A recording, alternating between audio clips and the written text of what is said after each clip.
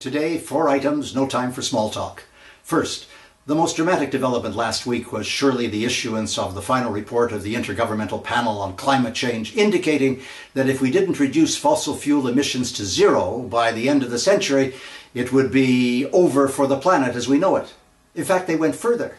They said if we didn't reduce emissions by 40 to 70% by the year 2050, we would be in an irreversible crisis. Well, that crisis will come. Why?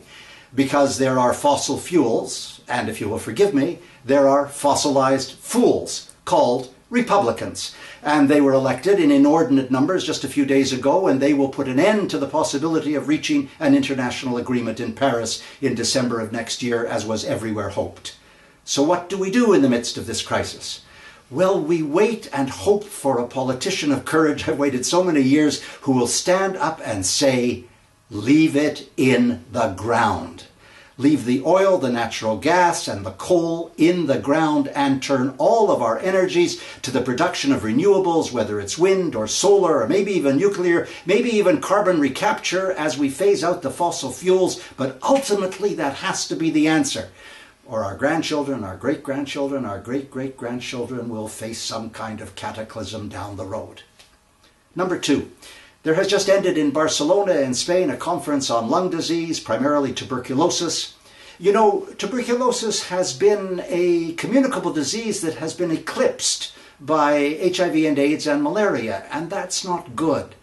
There were 9 million new cases of tuberculosis last year. 1.5 million people died, half of them women, and 1/4 of them also with AIDS, because tuberculosis is the biggest killer of AIDS. But that's not all.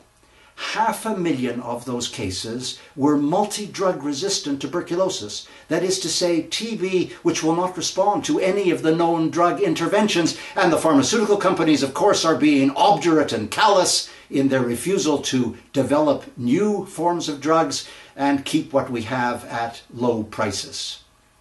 And then it has emerged as a result of the conference that we are $3 billion short every year in responding to TB. It means that the Global Fund for AIDS, tuberculosis, and malaria has to be revamped in its priorities, top to bottom. Number 3, just about the only positive thing that could possibly be called positive that has emerged from the Ebola crisis is the announcement in the last 24 hours from Jim Kim, the president of the World Bank, that he is going to establish, along with others, an emergency epidemic fund of billions of dollars that can be called on at a moment's notice if we ever have another Ebola outbreak or a disease of equivalent kind.